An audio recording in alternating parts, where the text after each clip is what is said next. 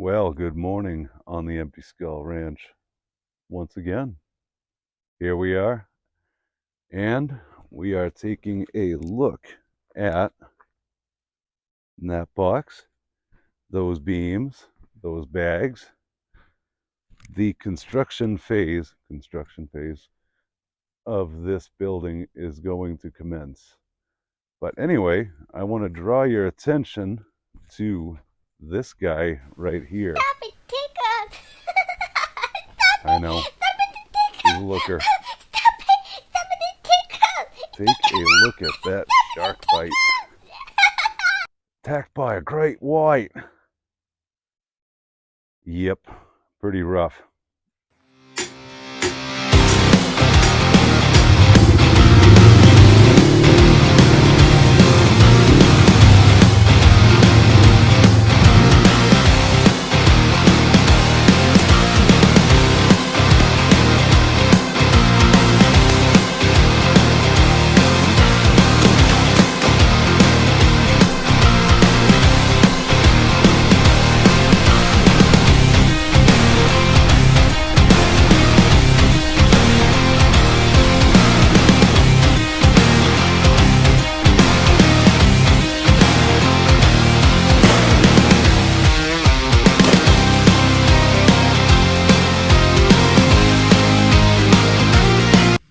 All right. Well, here we have it. The 1975 Dodge W200 Snowfighter package they offered back in the 70s into the 80s, basically consisting of a Meyer plow, probably about a 7.5 foot if I was to guess, and factory installed dash mounted push pull type of hydraulic servo for the controls. So very simple, up and down angle ram. That's basically what it did. So not a bad plow for its day, cutting edge technology. This was quite the package. But anyway, let's take a look at the truck itself. It's got your bird bath hood there that is reminiscent of the old Roadrunners and of the day. You know, Dodge always seems to put little aspects of their other cars into their trucks. So give a little bit of a hint, like the newer, maybe not the current generation, but the last generation Rams had the gills. Kind of looks like something that would be on a Cuda or something like that. Barracuda.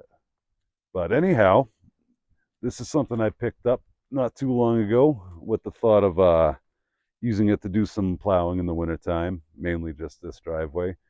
But the cool thing about this truck, as with a lot of these plow trucks, these snow fighters, was the mileage.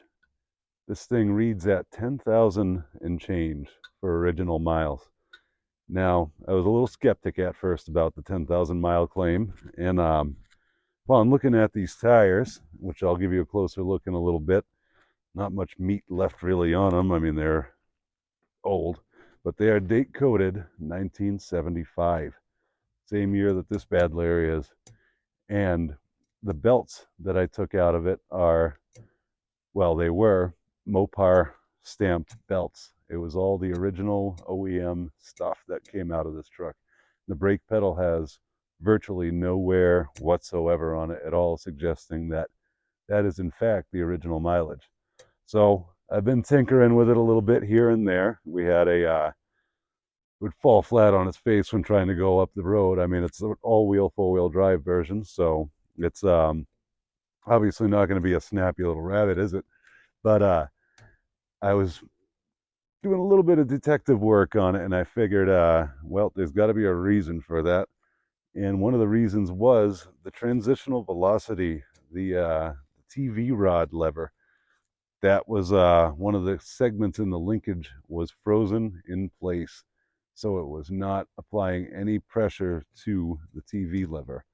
So that would hinder its shifting ability and probably make it fall flat on its face. So freed that up, got that moving again, and blew a lot of carbon out of this thing. This thing had a lot of smoke come out of it.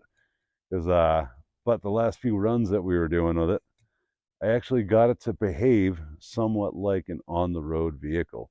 So it was going through its gears and climbing hills. Climbing hills, climbing hills, climbing hills. Anyway, and it was doing so in a fashion that, well, you know, if you really think about it, could get away with, yeah. All right, so let's take a closer look. All righty, here we go. Still retains some of the original Snowfighter decals. Bed stringers are rotten, completely rotten. I did a impromptu little brace because this bed rail was falling out pretty bad.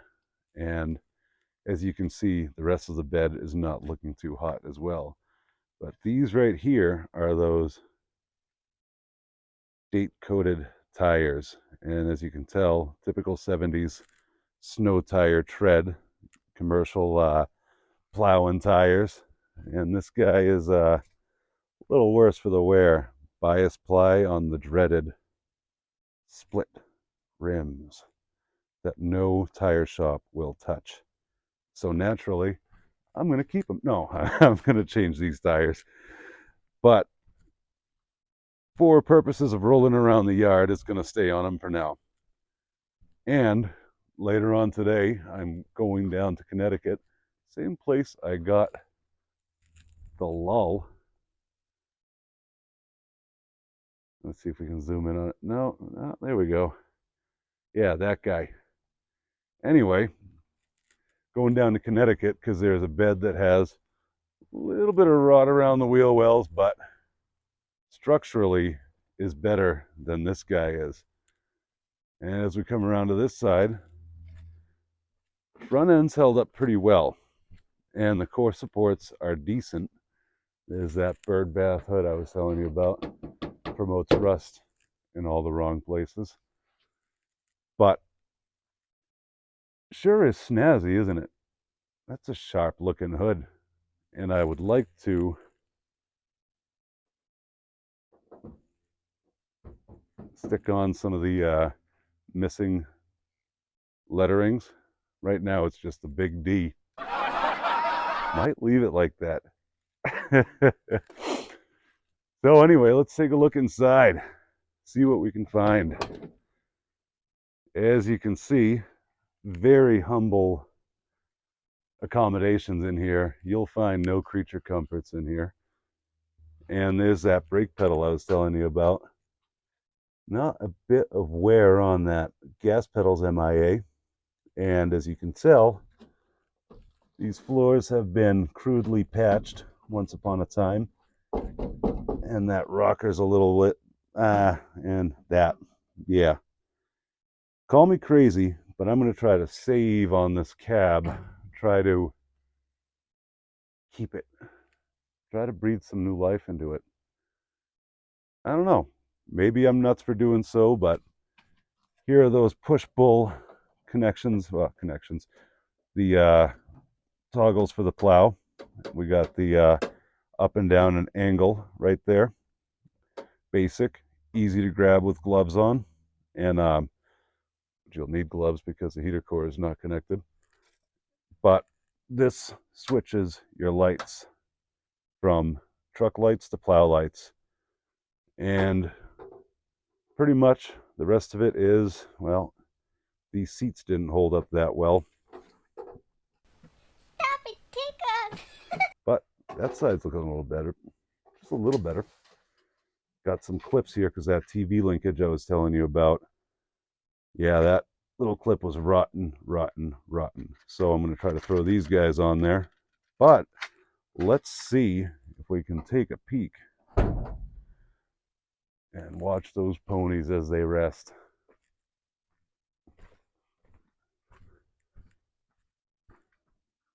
Big D. Anyway, there we go. 318 cubic inches of Mopar domination right there. Oh yeah, do the quarter mile in some time flat. It'll get there. sometime, featuring your oil bath air cleaner. And I replaced the oil in there so it's fresh. Got your heavy duty alternator of the time. One of the things that was touted in the original ad. I'll blast a picture of that ad.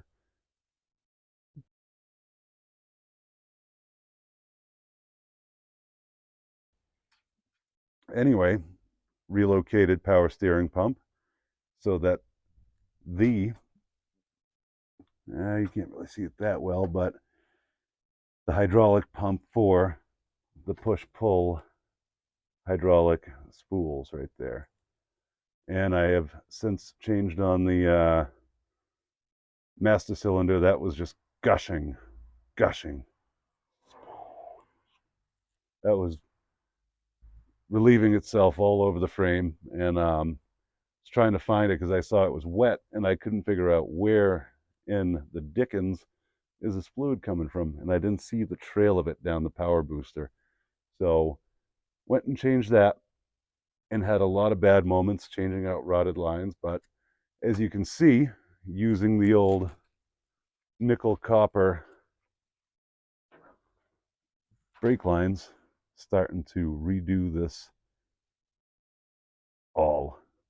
But after reconnecting those brakes and bleeding them the best I could with snapping bleeders and all that other stuff, I was able to get some kind of brakes.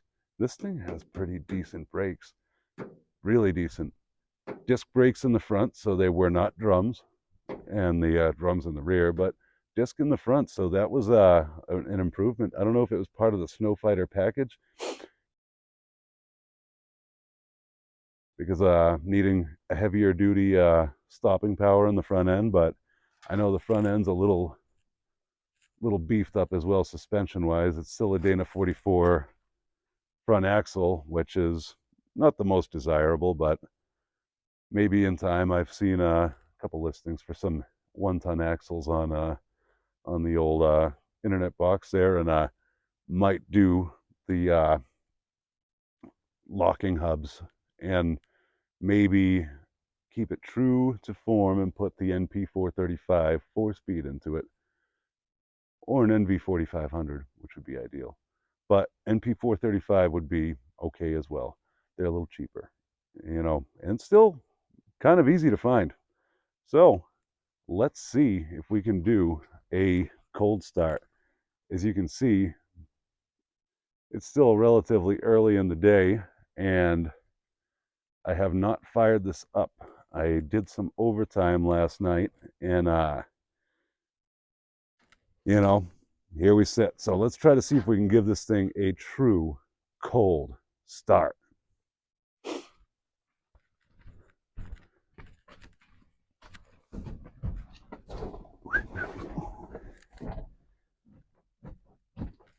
Give the thing a fighting chance by pumping it a few times, turning it over. Oh yeah, this full-time all-wheel drive means you have to have it in low to start it. It never starts in high, it always starts in low. Still trying to figure that out.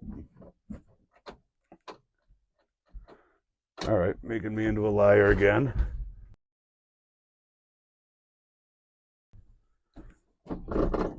Let's bring it down there.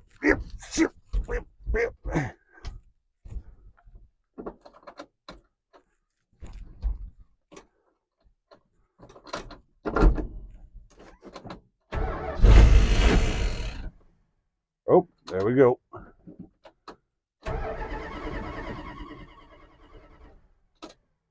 She's a little cold.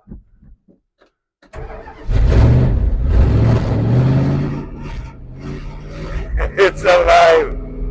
Yes! Gaining some oil pressure. We're creeping up. Alternator's doing, all right. Don't die on me now. Could use a little bit of fuel.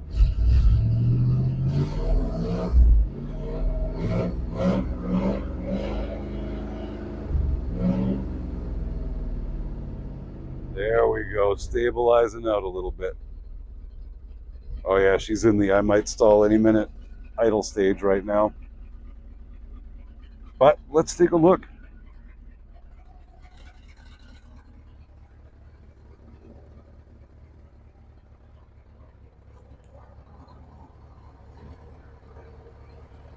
Not a bad running motor at all. These are replaced belts, obviously, but as you can see, pretty stable runner.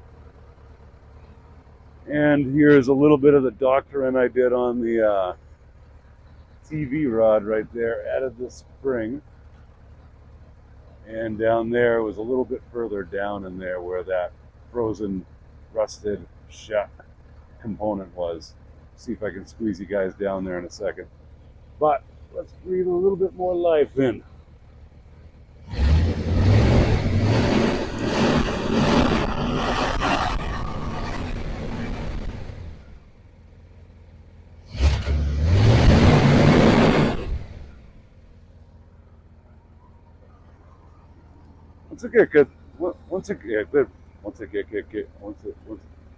Once it gets going, a little bit of fighting me with the cold start, but once it gets going, it is not bad at all.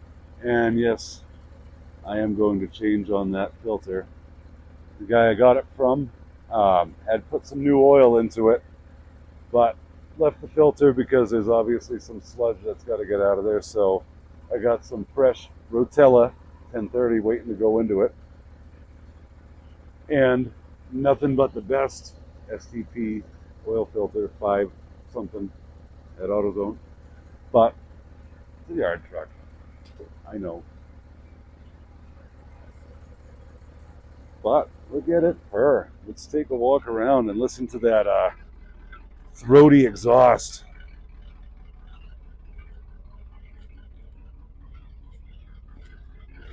As you can see, improvised wood deck bed.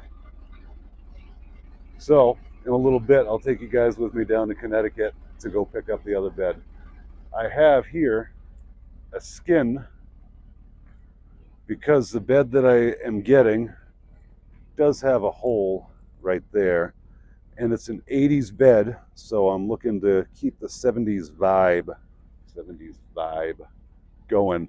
So I do want to retain that filler for the fuel tank, but this whole side is going to go onto that new bed as long as it's structurally sound. And I'll probably end up ordering another one of those skins because the other side does have a little bit of a hole in it as well.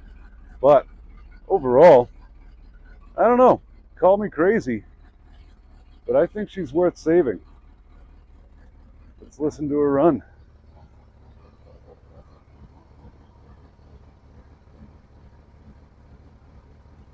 Oh yeah. So let's take a little ride, shall we? All right. Alrighty.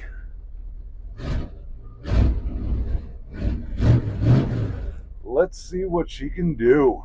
First, let's see if we have wipers. No? Almost? I'll have to address that. I had wipers once upon a time. Anyway, probably something loose.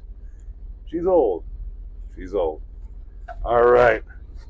Let's grab some of those now existent brakes, shift it down into a high setting so that we can feel our way through some of these gears, and let's take a little ride.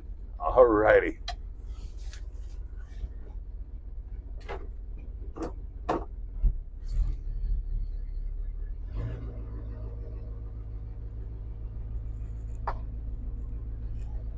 All right. Handles like a dream. If your dream consisted of a box of rocks. But that's the beauty of these old trucks. Back when trucks were trucks, you know, there's no frills. You get into them, feel that stiff leaf spring suspension in the front. And we're going to bog here for a little while. She's cold. She's old. And here we go. This is where she starts falling flat on her face. Come on, let's get through it. Let's get through it. choppy. There is not much exhaust in this truck. The white pipe at the manifold is Swiss cheese, and the rest of it is pretty much held on by coat hangers and dreams. But before this little hill, it was not climbing it one bit. We were like a little engine that couldn't. I apologize for the noise. Wake up the horses. All right. Woo! And we are doing it. We are doing it. A little bit of a tune-up on them, maybe a little bit of this and that, but like I told you guys, this thing blew out a fantastic amount of smoke from the what is left of an exhaust, and I wonder if maybe she just sat for too long, you know, used her since new was just a plow rig, so there was really no interstate travel for this girl. She didn't get to see the world. She didn't get to see the world. She didn't get to see the world. But hopefully we're going to let her see the world. I don't know if maybe she was better off not seeing the world. This is a crazy place. Alrighty. Let's see if she bogs out on us again, or if we're past that. Oh yeah, there we go. Come on, wake them up. Figure out what we were doing is waking up the neighbors. But, oh yeah, ruined the life.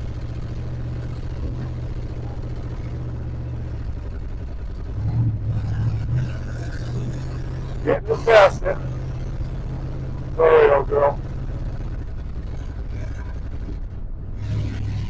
She's shifting though, going through all the gears, and coasting pretty comfortably, might I add. This is really not bad.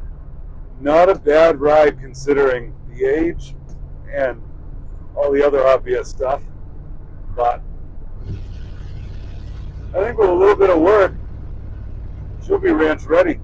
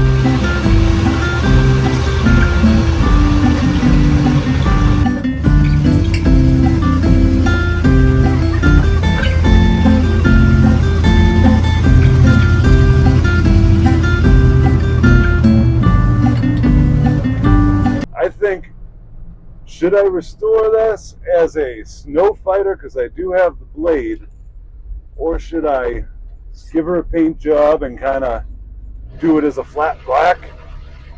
Something like that, harp on the whole pickup truck angle, maybe throw in some of those locking, some of those 1-ton axles with the locking hubs rather than an all-time all-wheel drive. So, I mean, there is its perks. There's a reason these trucks are made like that. But curious to see what you guys are thinking. I was kind of leaning towards doing maybe just making this an all-around truck, you know, giving it that flat black paint job, or maybe even a semi-gloss paint job, maybe even a green color, maybe oh, curious to see what you guys are thinking, or keep with the Snow Fighter motif. Alrighty, Well, anyway, thank you guys for joining me on this portion. And if you want, tag along with me to Connecticut. We'll see if we can find that bed and see if it's worth picking up. All right, guys. Have a good one, and see you next time on the Empty Skull Ranch. All right.